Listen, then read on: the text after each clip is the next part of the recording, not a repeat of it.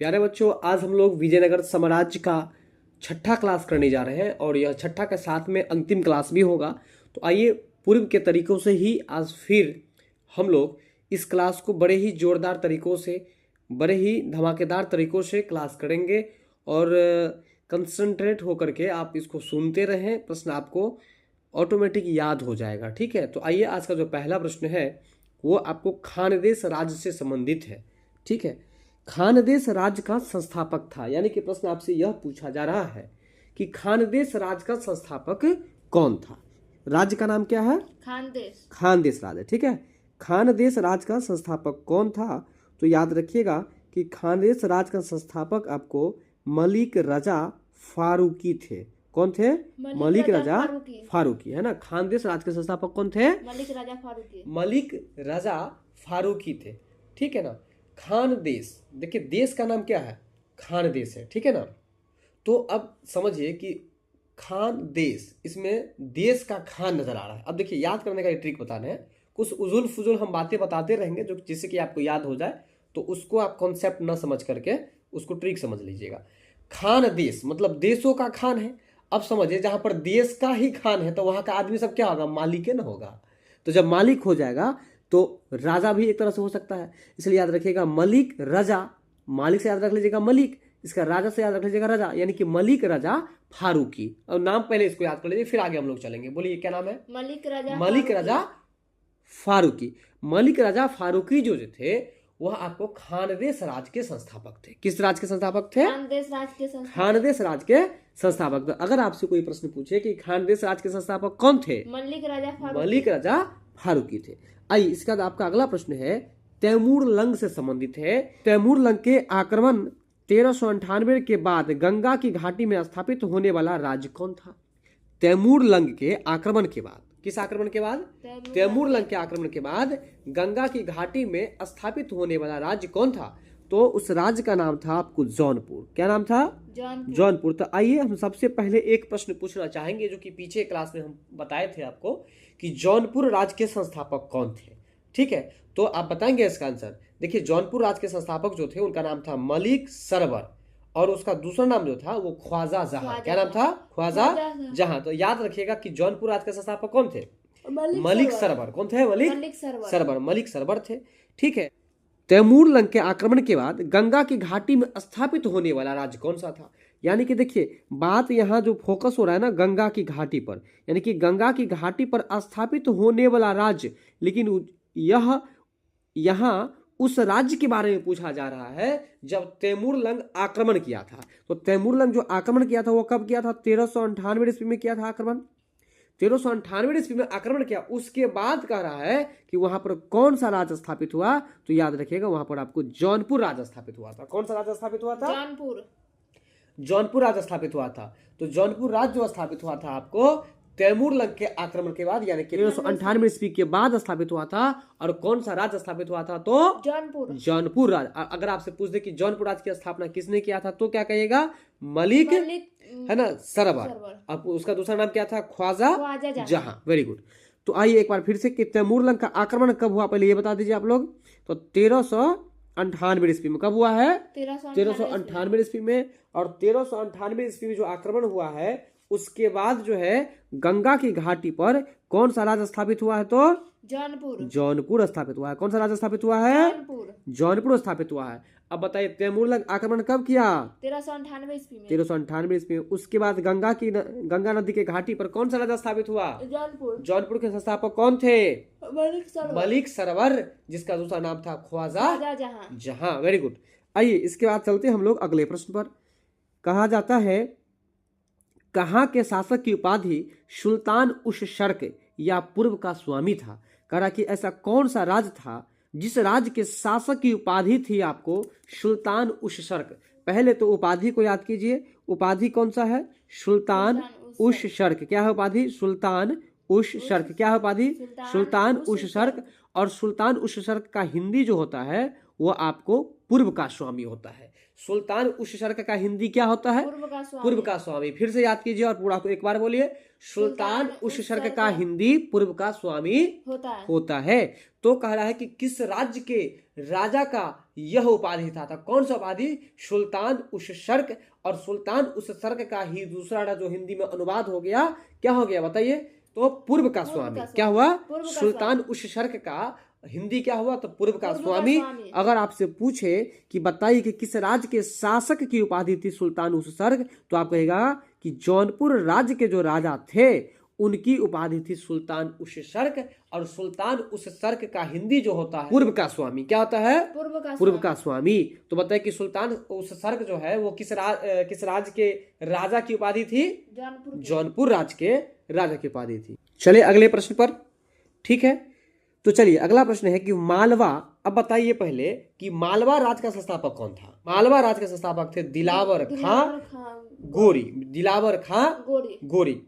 तो माल किसके पास होगा? मतलब धन संपत्ति किसके पास होगा? जिसका दिल साफ होगा। तो इसलिए दिल से याद रखेगा दिलावर खां गोरी।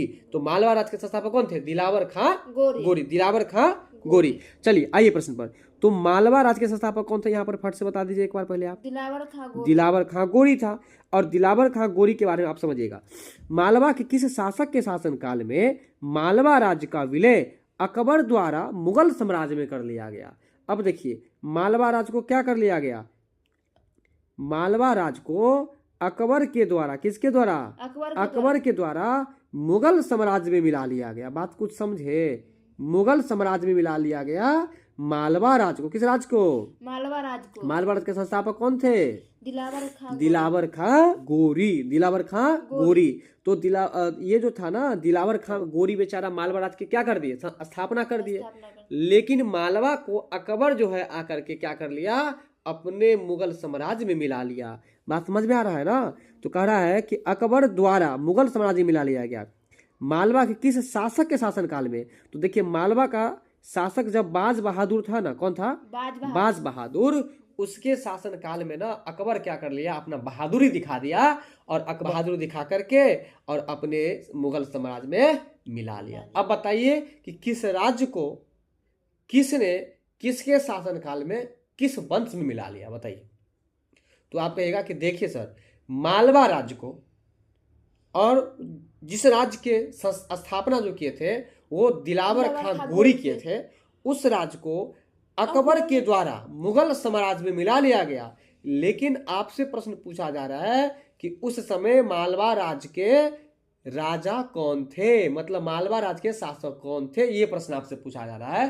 तो याद रखिएगा मालवा राज्य के जो शासक थे उनका नाम क्या था? बाज बहादुर। क्या नाम था? बाज बहादुर।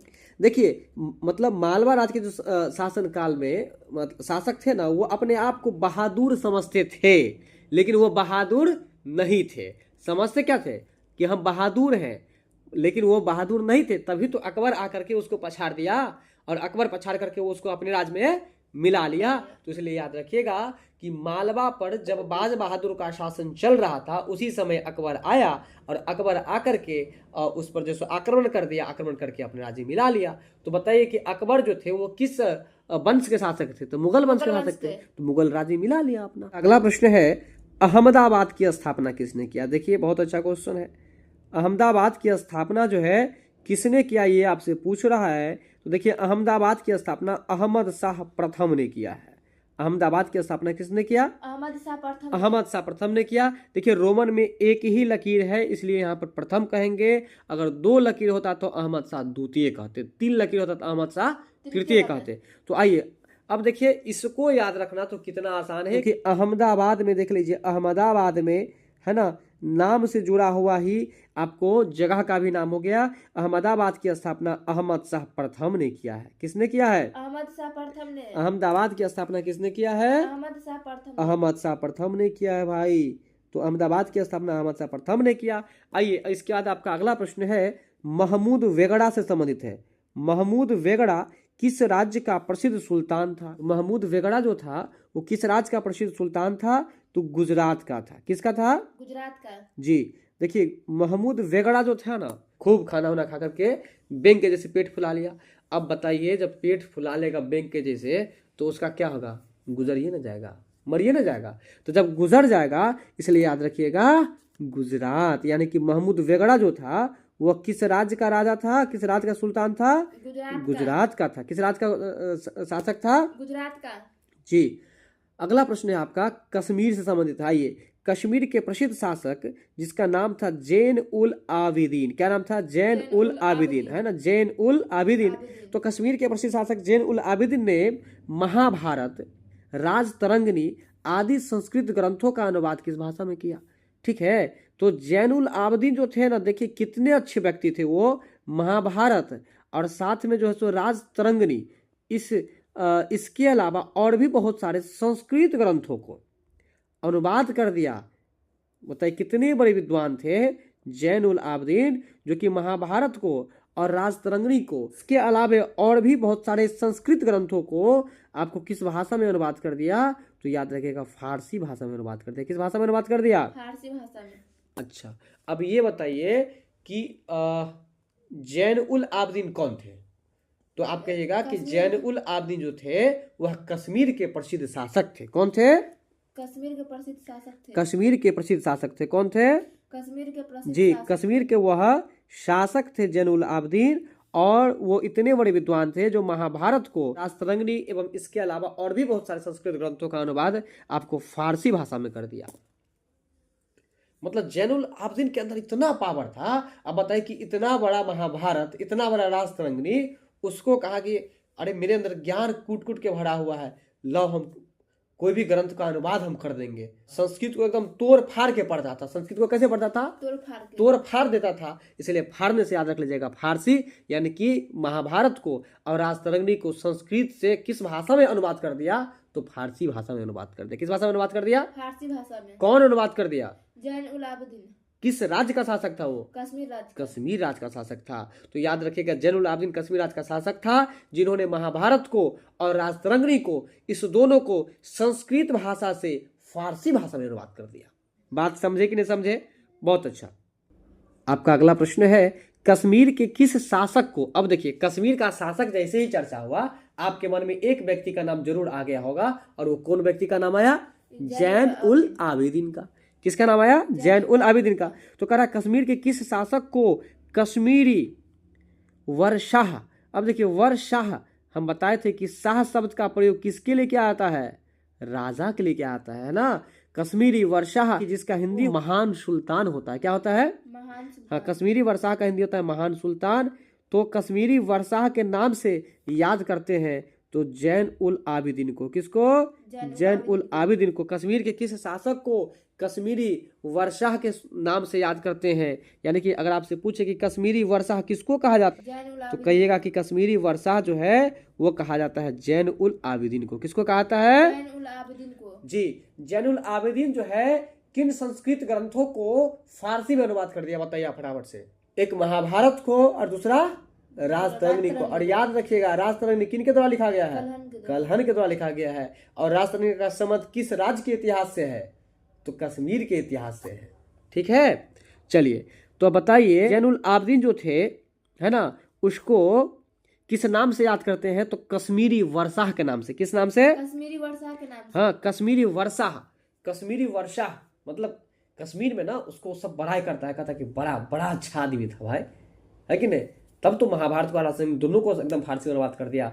तो बड़ा अच्छा से याद कर लीजिएगा, वर्षा, यानी कि कश्मीरी वर्षा के नाम से जो याद करते हैं हम लोग, किसको याद करते हैं? जैन उल आबिदीन को। आइए अब आपका अगला प्रश्न है महाभारत का, अब देख लीजिए, महाभारत को बांग्ला में अनुवाद कर दिया भाई।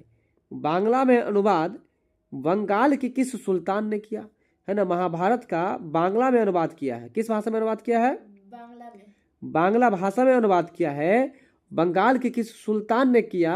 तो याद रखिएगा, नुसरत शाह ने किया है। किसने किया है? नुसरत शाह ने। महाभारत का बांग्ला में अनुवाद बंगाल के किस सुल्तान ने किया? तो नुसरत शाह ने किया। किसने किया है? नुसरत शाह ने। महाभारत की बांग्ला में, मतलब महाभारत है ना, उसको बांग्ला भाषा में अनुवाद कर दिया। महाभारत को बांग्ला भाषा में अनुवाद कर दिया और बंगाल का शासक ही अनुवाद किया। देखिए सबसे बड़ी बात है कि बांग्ला में किया, बंगाल का ही राजा था, तो बंगाल का है तो भाई बंगला ही ना आता होगा। तो इसलिए बंगाल का जो व्यक्ति था, है ना, वो आपको, इनका नाम था आपको नुसरत शाह। क्या नाम था? नुसरत शाह। नुसरत था। महाभारत का बांग्ला में अनुवाद बंगाल के किस सुल्तान ने किया? तो उसका नाम है आपको नुसरत शाह। क्या नाम है? नुसरत शाह। जी, नुसरत शाह जो थे वह आपको क्या किए? तो बंगाल के तो थे ही, बांग्ला भाषा में महाभारत को अनुवाद कर दी। निम्नलिखित में से भारत का पहला मुस्लिम शासक कौन था? अब देखिए प्रश्न जो हम लोग पढ़ रहे हैं, किस शासक के बारे में पढ़ रहे हैं? तो पहला मुस्लिम शासक के बारे में पढ़ रहे हैं कि पहला मुस्लिम राजा कौन था जिसने हिंदुओं से जजिया कर न लेने का आदेश दिया। बताइए वो मुस्लिम शासक कितना अच्छा था जो हिंदुओं से, है ना, कहा कि इससे जजिया कर मत लो। तो उनका नाम था आपको अलाउद्दीन हसन बहमन शाह। क्या नाम था? अलाउद्दीन हसन बहमन शाह। अलाउद्दीन हसन बहमन शाह। अलाउद्दीन हसन बहमन शाह का कहना था कि हिंदुओं से जो है आप जजिया कर नहीं लीजिए, हिंदुओं से आप जजिया कर नहीं लीजिए। तो अलाउद्दीन हसन बहमन शाह जो थे उनका क्या कहना था? हिंदुओं से उनका जजिया कहना कर था नहीं कि लेना। भाई हिंदुओं से जजिया कर नहीं लीजिए, छोड़ दीजिए, हिंदू गरीब शरीफ होता है, छोड़ दीजिए। बात समझ में आ रहा है? तो कौन थे वो व्यक्ति? अलाउद्दीन हसन बहमन शाह। क्या बोलेगा? अलाउद्दीन हसन बहमन शाह। अलाउद्दीन हसन बहमन शाह जो थे क्या कहे थे कि हिंदुओं से जजिया कर नहीं लो। किस बहमनी शासक ने प्रसिद्ध सूफी मोहम्मद गेसुदराज, किस बहमनी शासक ने, अब मतलब हम जो पढ़ने जा रहे हैं वह आपको किस वंश के शासक है? तो बहमनी वंश के शासक है ना, बहमनी वंश के शासक है। किस बहमनी शासक ने प्रसिद्ध सूफी मोहम्मद गेसुदराज, प्रसिद्ध सूफी मोहम्मद गेसुदराज वंदानवाज को, किसको? वंदानवाज को भू अनुदान दिया था।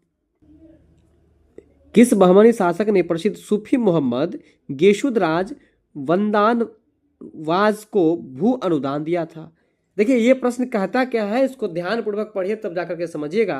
कह रहा कि किस बहमनी शासक ने प्रसिद्ध सूफी मोहम्मद गेसुदराज वंदानवाज को भू अनुदान दिया था।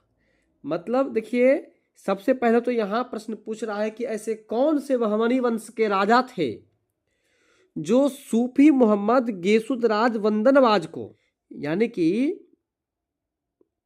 इतना जो आप देख रहे हैं ये एक व्यक्ति का नाम है, सूफी मोहम्मद गेसुदराज वंदनवाज, है ना। व्यक्ति का क्या नाम है?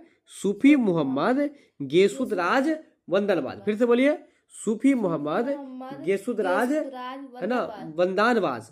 तो इसको भूमि अनुदान भी दे दिया, मतलब भूमि जो है ना इनको दान कर दिया। तो ये जो थे बहमनी वंश के शासक, इनका नाम जो है आपको ताजुद्दीन फिरोज था। क्या नाम था? ताजुद्दीन फिरोज। और ये जो ताजुद्दीन फिरोज जी थे ये सूफी मोहम्मद गेसुदराज वंदानवाज को भूमि अनुदान में दे दिया, मतलब भूमि जो है ना दान कर दिया। कौन? तो ताजुद्दीन फिरोज। किसको?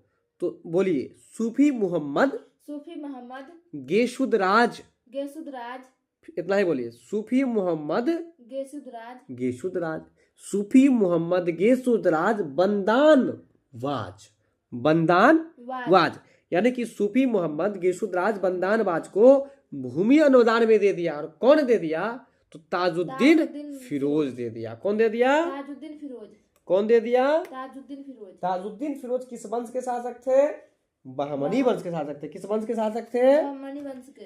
किसको दे दिया? तो ये दे दिए आपको, बोलिएगा, सूफी मोहम्मद गेसुदराज वंदानवाज। सूफी मोहम्मद गेसुदराज वंदानवाज, सूफी मोहम्मद गेसुदराज वंदानवाज, उनको जो है सो भूमि अनुदान में दे दिया। कौन दे दिया? ताजुद्दीन फिरोज। कौन दे दिया? ताजुद्दीन फिरोज। ठीक है, बात समझ में आया? ताजुद्दीन फिरोज किस वंश के शासक थे? बहमनी वंश के थे। आइए अब आपका अगला प्रश्न है बहमनी साम्राज्य को, ठीक है, बहमनी साम्राज्य को किसने चरमोत्कर्ष पर पहुंचाया? अब देखिए आप जो है सो जैन धर्म के बारे में पढ़े होंगे, बौद्ध धर्म के बारे में पढ़े होंगे कि जैन धर्म में तो तीर्थकर बहुत आए और गए, लेकिन उसको चरमोत्कर्ष पर जो पहुंचाए, नाम प्रतिष्ठा जो दिलवाए, प्रसिद्धि जो दिलवाए, वो कौन दिलवाए थे? महावीर स्वामी। उसी तरह से बौद्ध धर्म के जो आपको संस्थापक थे गौतम बुद्ध, उनके समय में चरमोत्कर्ष से पहुंचा था। ठीक वही बात यहाँ पे कह रहा है कि बहमनी साम्राज्य को चरमोत्कर्ष पर जो पहुंचाने का काम किया है, यानी कि चरमोत्कर्ष का मतलब क्या हुआ? चरम का मतलब होता है ऊपरी सीमा, सबसे ऊपरी सीमा। चरम का मतलब क्या होता है? सबसे ऊपरी सीमा, मतलब चरमोत्कर्ष पर, मतलब सबसे ऊपर चढ़ाया, प्रसिद्धि दिलाया।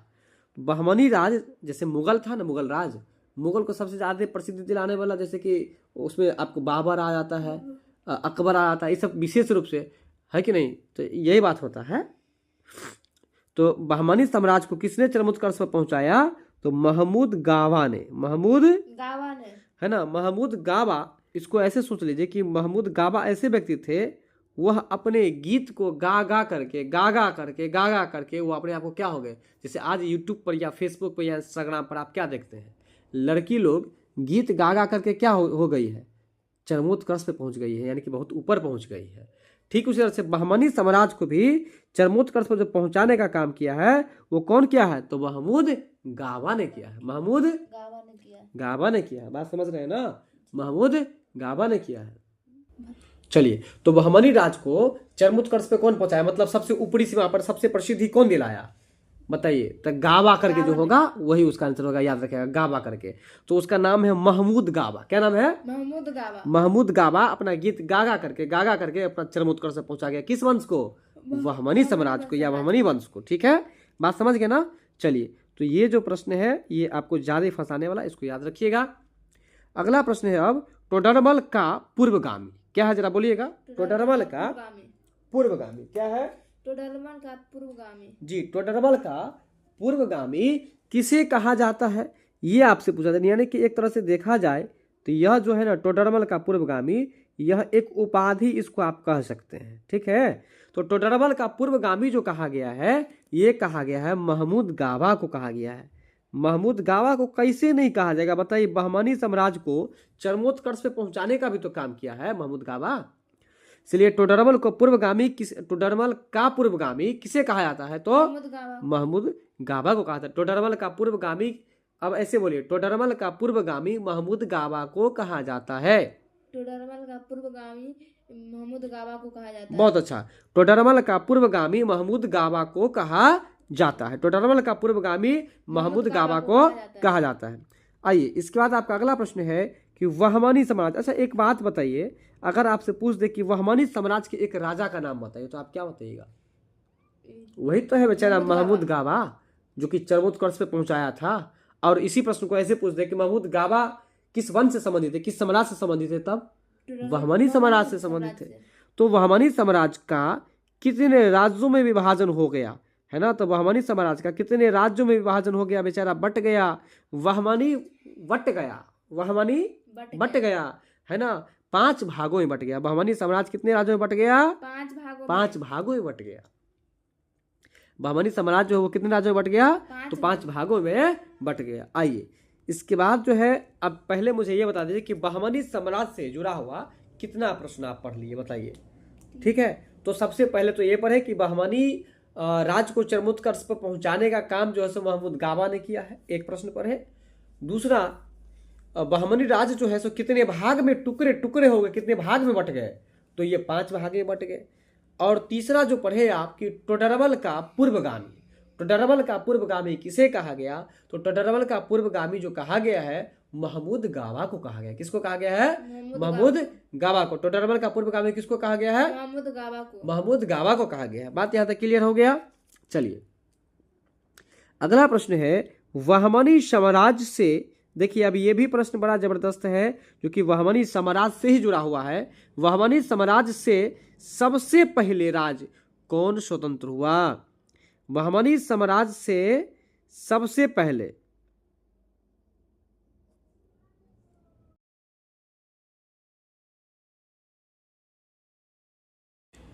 देखिए, यहां पर कुछ मिसप्रिंटिंग है, इसको सही कर लीजिए। बहमनी साम्राज्य से जो है, ये जो लिखा हुआ है ना, से को कट करके यहाँ पर में डाल देना है। ठीक है, बहमनी राज्य में पढ़ना है आपको। यानी कि बहमनी राज्य में सबसे पहले कौन राज्य स्वतंत्र हुआ, यानी कि कौन राज्य जो है सो आज़ाद हुआ। तो याद रखना है आपको, बराड़ जो है ना, यह सबसे पहले स्वतंत्र हुआ है ना। बराड़ को कहीं कहीं बेरार लिख देता है, तो इसके लिए आपको परेशान होने की जरूरत नहीं है। बहमनी साम्राज्य में सबसे पहले कौन राज्य स्वतंत्र हुआ? तो बरार स्वतंत्र हुआ था। कौन राज्य स्वतंत्र हुआ था? तो बरार स्वतंत्र हुआ था। आइए अगला प्रश्न है 103 में, जो कि आपको सुमेलित करना है। सूची 1 में आपको राज्य का नाम दिया गया है, वही सूची 2 की अगर हम बात करें तो सूची 2 में दिया गया है कि राज्य का विलय किसके द्वारा हुआ। तो देखिए किसके द्वारा हुआ, इसमें अगर खास तौर पर बात करें तो इसमें किसी व्यक्ति का नाम होना चाहिए, लेकिन अगर हम देख रहे हैं सूची 2 में तो यहाँ कुछ व्यक्तियों का भी नाम है तो कुछ जगह का भी नाम है, यानी कि कुछ राज्य का भी नाम है। जैसे कि बरार का विलय जो हुआ है वह आपको अहमदनगर के द्वारा हुआ है। तो अहमदनगर तो कोई व्यक्ति का नाम नहीं है, इसका मतलब है कि अहमदनगर में वो मिल गया। बरार जो है वो कहाँ पर मिल गया? अहमदनगर में। जैसे अभी एक प्रश्न पढ़े थे कि अकबर जो है मुगल साम्राज्य में मिला लिया, तो ठीक उसी तरह से अहमदनगर में जो है ना बरार का विलय हो गया, यानी कि इसमें वो मिल गया। इसके बाद अहमदनगर का विलय जो हुआ वो किसके द्वारा हो गया? तो देखिए अहमदनगर का विलय जो हो गया वो शाहजहां के द्वारा हो गया।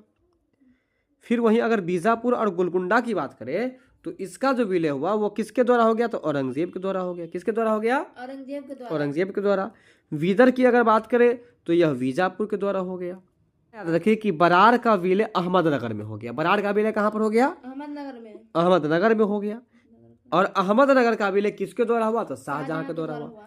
अहमदनगर का विलय शाहजहां के द्वारा हो गया। बीजापुर और गोलकुंडा का विलय औरंगजेब के द्वारा हो गया।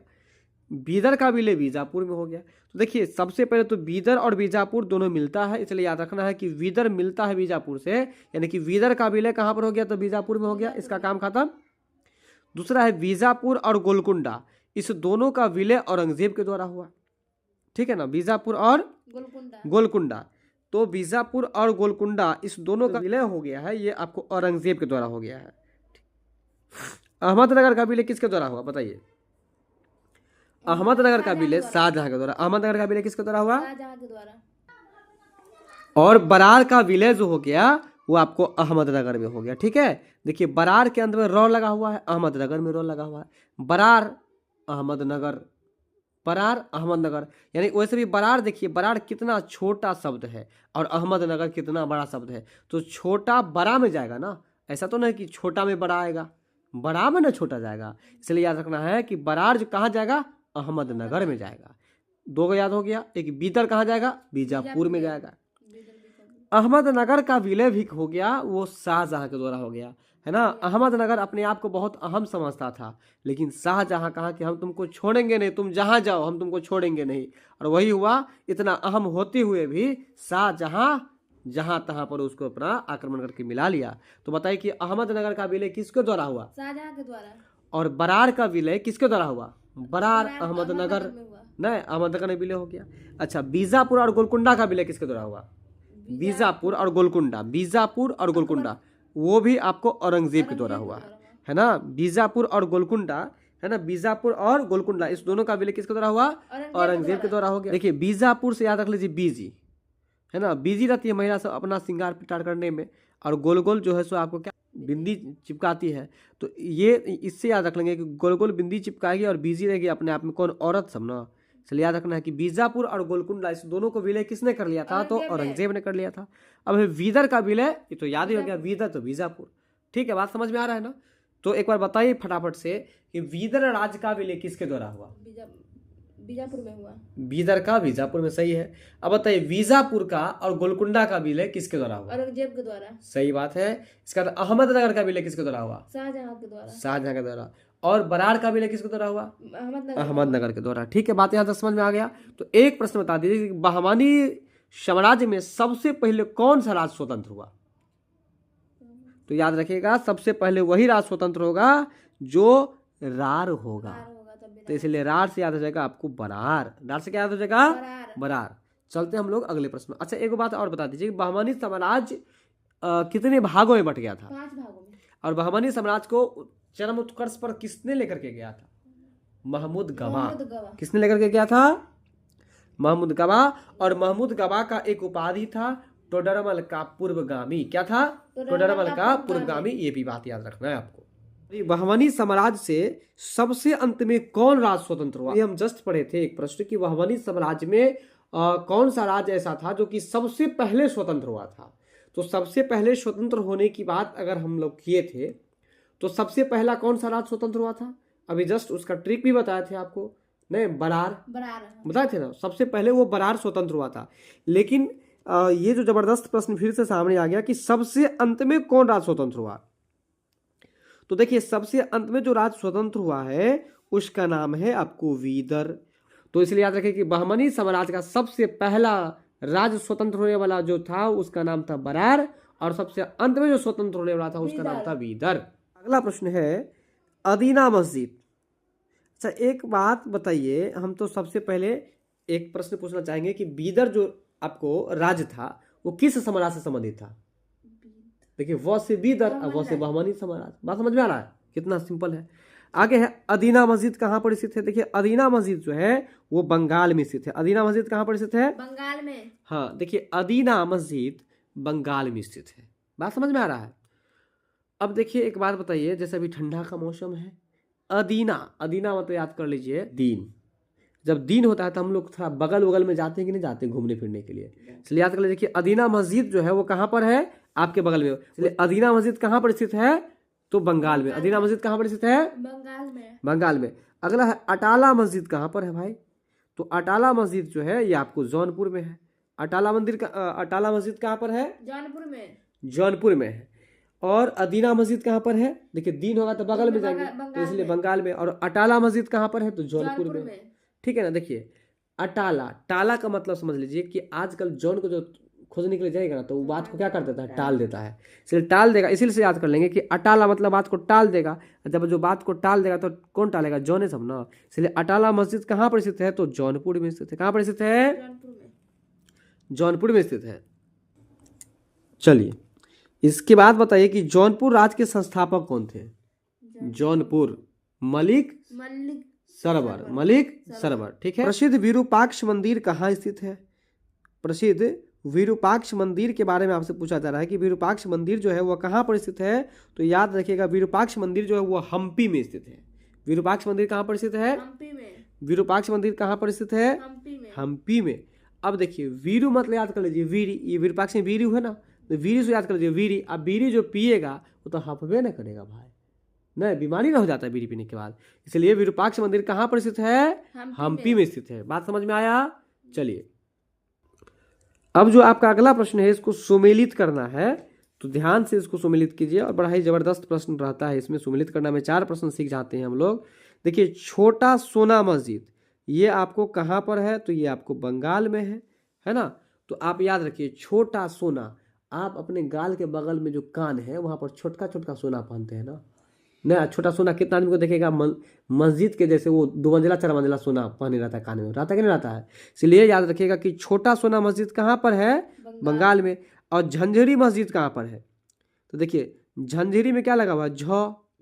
आज जौनपुर में लगा हुआ है जौ, तो झ। बात समझ में आ रहा है। इसलिए झंझरी मस्जिद कहाँ पर है, जौनपुर में है। और इसके बाद आइए हिंडोला महल कहाँ पर है, हिंडोला। बात समझ में आ रहा है। तो हिंडोला महल जो है ये आपको मालवा में है।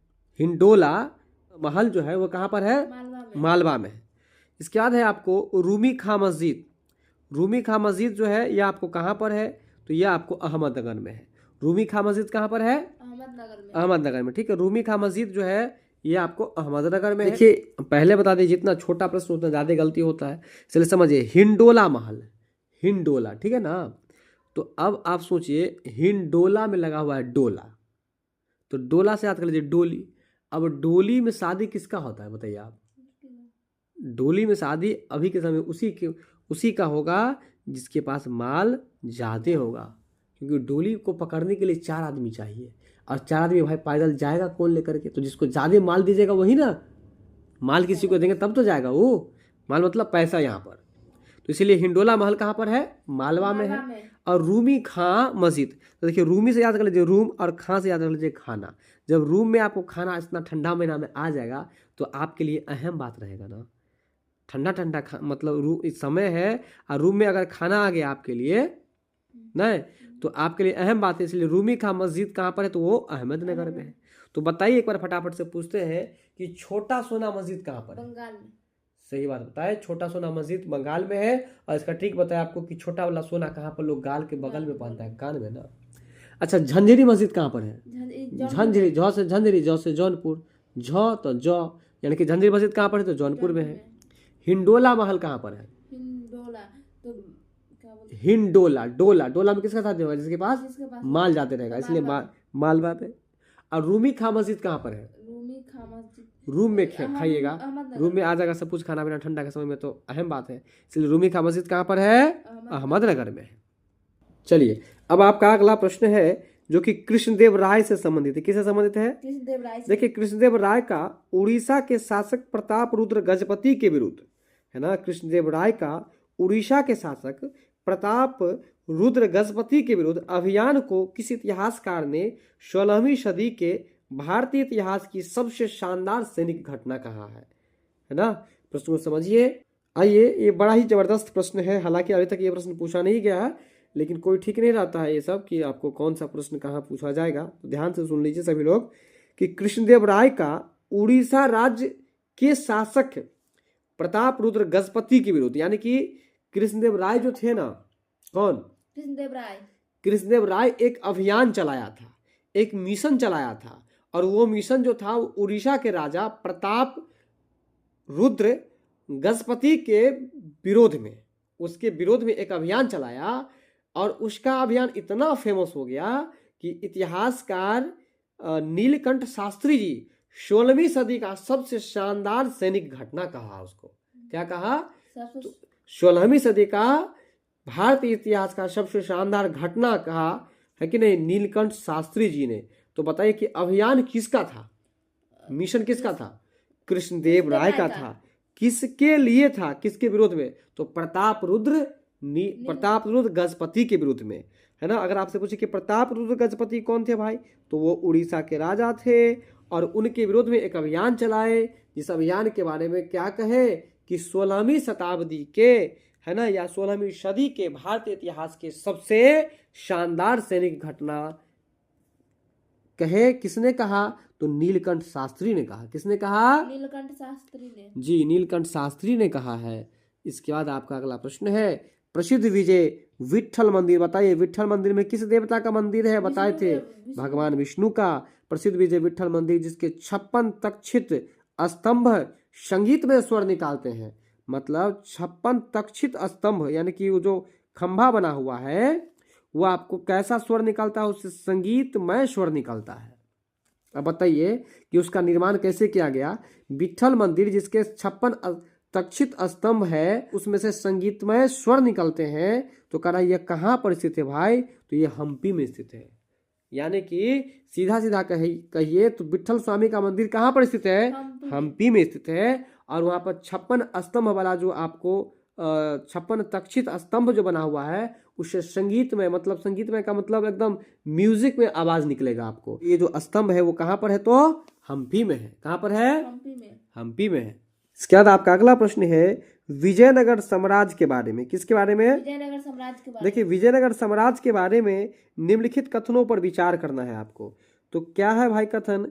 1, 2, 3, यानी कि ये तीनों आपको सही है। विजयनगर का उल्लेख मशालों, वस्त्रों, रत्नों के बाजारों के लिए होता है। यानी कि विजयनगर, पहले बताइए विजयनगर कहाँ पर है? कर्नाटक के क्षेत्र में है कि नहीं? ये आपको मशालों के लिए, वस्त्रों के लिए, और रत्न जो अंगूठी जो होता है ना लोग पहनता है पत्थर वाला, उसके बाजारों के लिए जो है सो इसका नाम विशेष रूप से उल्लेख किया गया है। कृष्णदेव राय का शासन साम्राज्यिक संरचना के अंदर के तनावों से विशेषित था। कृष्णदेव राय का शासन जो था वो साम्राज्यिक संरचना के अंदर तनावों से विशेषित था। यानी कि उनके राज्य में जो है ना तनाव से विशेषित, मतलब विशेष रूप से तनाव बहुत देखा गया था। ठीक है, चलिए, तो कृष्णदेव राय का जो शासन था ना, तो उनके शासन में क्या देखा गया कि तनाव से पूर्ण था, मतलब तनाव से भरा हुआ था। बात समझ रहे हैं? साम्राज्यिक संरचना के अंदर तनावों से विशेषित था, विशेष रूप से तनाव देखा जा रहा था।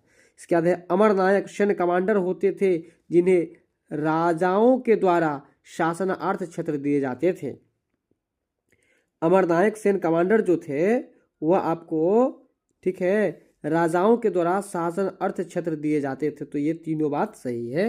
इसके बाद आइए आज का जो लास्ट प्रश्न है उसको भी जरा हम लोग देख लेते हैं। कौन महाभारत के तेलुगु अनुवादों के लिए विख्यात है? अब देखिए, महाभारत का उस समय फारसी में अनुवाद हुआ था ना संस्कृत से, यहाँ पर किस भाषा में अनुवाद हो रहा है? तेलुगु में अनुवाद हो रहा है। तो कह रहा है कि महाभारत के तेलुगु अनुवादों के लिए विख्यात है, यानी कि कौन व्यक्ति विख्यात है?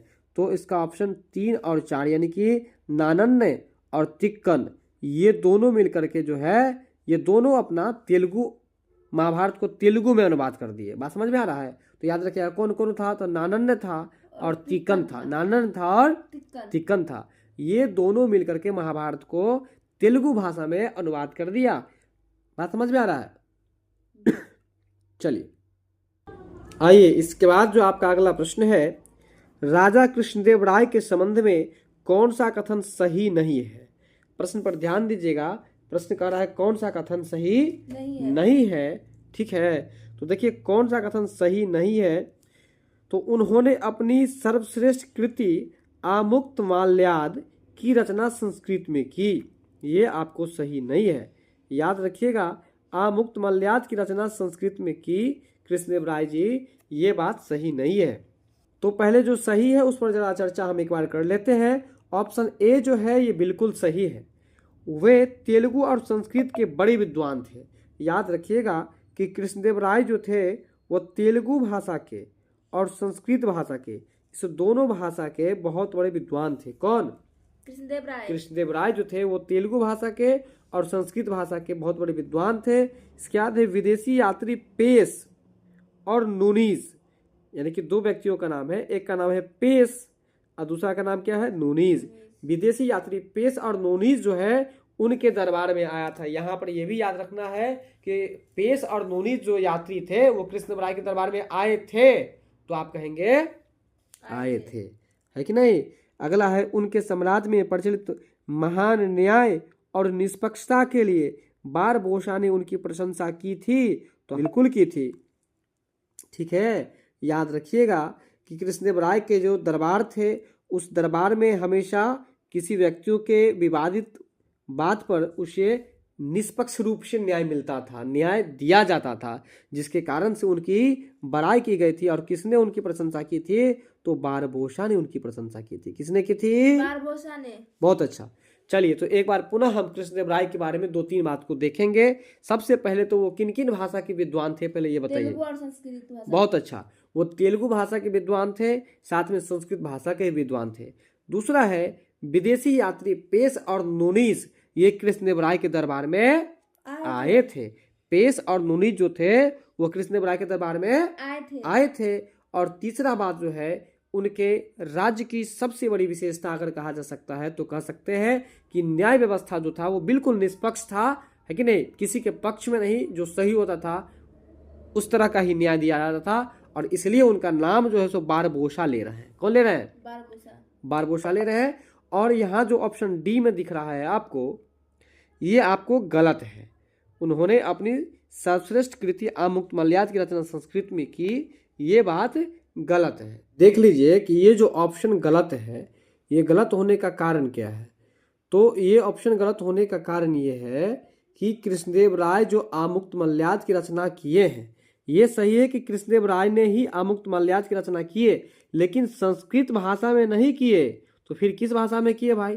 तो तेलुगु भाषा में किए। किस भाषा में किए हैं? तेलुगु, यानी कि आमुक्त माल्याद की रचना जो कृष्णदेव राय जी किए वो किस भाषा में किए? तेलुगु भाषा में किए, ना कि संस्कृत भाषा में किए हैं। इसलिए ऑप्शन डी जो है इसका सही आंसर हो जाएगा। चलिए, अब आपका अगला प्रश्न है, विजयनगर साम्राज्य के राजाओं के द्वारा धार्मिक प्रयोजनों के लिए, यानी कि किसी भी धार्मिक कार्य होते थे तो उसके लिए उपयोग किए गए जाने वाले मंच जो होते थे, उस मंच को यानी कि उस चबूतरे को क्या कहा जाता था? विजयनगर साम्राज्य के राजाओं के द्वारा धार्मिक प्रयोजन पर एक मंच का प्रयोग किया जाता था, और वो जो मंच या चबूतरा कह सकते हैं उसको क्या कहा जाता था? तो इसका आंसर हो जाएगा आपको महनवी दिब्बा। महनवी दिब्बा जो है आपको उस चबूतरे का नाम था, याद रखिएगा। मतलब समझिए ना कि विजयनगर साम्राज्य के जो ये आपको कृष्णदेव राय राजा थे वो तो खुद महान थे, तो महान होने के साथ साथ में वो जो अपना मंच भी बनाएंगे, इसलिए बनाएंगे, मंच का निर्माण करेंगे ताकि उनके महान महान व्यक्ति वहां पर आ सके और उनको, अब बताइए, जो व्यक्ति मंच पर होते हैं उसको डिब्बे डिब्बे मिठाई मिठाई मिलता है कि नहीं मिलता है, इसलिए डिब्बा से याद कर लेंगे दिब्बा, और महान से याद कर लेंगे महानवी, महानवी ऐसे याद कर लीजिए, महानवी, यानी कि महान महान आदमी आएगा उसको डिब्बे डिब्बे मिठाई मिलेगा, इसलिए महानवी दिब्बा जो थे, है ना, मंच का नाम रखा गया था विजयनगर साम्राज्य के राजाओं के द्वारा। बात समझ में आया। इसके बाद देखिए, कल्याण मंडप की रचना मंदिर निर्माण की एक विशिष्ट अभिलक्षण था। किसके राज में कल्याण मंडप की रचना मंदिर निर्माण की एक विशिष्ट अभिलक्षण था? तो विजयनगर में, है ना। किसके राज में? तो विजयनगर राज में कल्याण मंडप की रचना मंदिर निर्माण की एक विशिष्ट अभिलक्षण था। यानी कि कल्याण मंडप का रचना, आपको कोई भी मंदिर जो बनता था ना विजयनगर समाज में, कोई भी जो मंदिर बनता था, इस प्रश्न का मतलब क्या हुआ कि कोई भी जो मंदिर बनता था तो उस मंदिर में आपको कल्याण मंडप की रचना जरूर की जाती थी। तो ये कल्याण मंडप की रचना जैसे ही की गई तो इससे आप किस राज्य का एक लक्षण पकड़ सकते हैं? तो विजयनगर साम्राज्य का लक्षण पकड़ सकते हैं, क्योंकि विजयनगर साम्राज्य में ही ऐसा होता था कि कोई भी मंदिर बनेगा तो कल्याण मंडप का निर्माण जरूर होगा। लास्ट प्रश्न है, मध्यकालीन भारत में शब्द है एक फनम। फनम शब्द किसे निर्दिष्ट करता है? तो फनम शब्द जो है वो सिक्के को निर्दिष्ट करता है। फनम, फनम, बात समझ में आ रहा है ना। फनम, फनम जो है वो किसे निर्दिष्ट करता है? तो सिक्के को, यानी कि फनम का मतलब सिक्का होता है। फनम का मतलब क्या होता है? सिक्का। हाँ, फनम। देखिए ऐसे ही याद रखना, कोई आदमी फनाता कब है? जब रुपया सिक्का आ जाता है, पैसा आ जाता है तब ना। इसलिए फनम का अर्थ क्या हुआ? तो सिक्का हुआ। यानी कि मध्यकालीन भारत में, है ना, किस समय की बात है? तो मध्यकालीन भारत में फनम किसे निर्दिष्ट करता है? तो सिक्का को निर्दिष्ट करता है। अब बताइए, किसके राज में कल्याण मंडप की रचना मंदिर निर्माण की एक विशिष्ट अभिलक्षण है? तो विजयनगर में। किस राज्य में? विजयनगर में। ठीक है, विजयनगर में। तो प्रश्न कैसा लगा बताइएगा जरूर, आपको पढ़ाई कैसी लगी जरूर बताइएगा। अब हम लोग अगले दिन 15वीं से 16वीं सदी के धार्मिक आंदोलन अर्थात भक्ति आंदोलन पर हम लोग चर्चा करेंगे। वीडियो पसंद आया हो तो एक लाइक और सब्सक्राइब जरूर कर दीजिएगा, ताकि आपके एक लाइक और सब्सक्राइब से मुझे अधिक से अधिक मोटिवेशन मिल सके, ताकि अगले दिन फिर हम इसी जोश जुनून में, इसी जोर शोर से वीडियो आपके लिए बना सके। मिलते हैं हम लोग अगली वीडियो में, तब तक के लिए बहुत बहुत धन्यवाद। जय हिंद।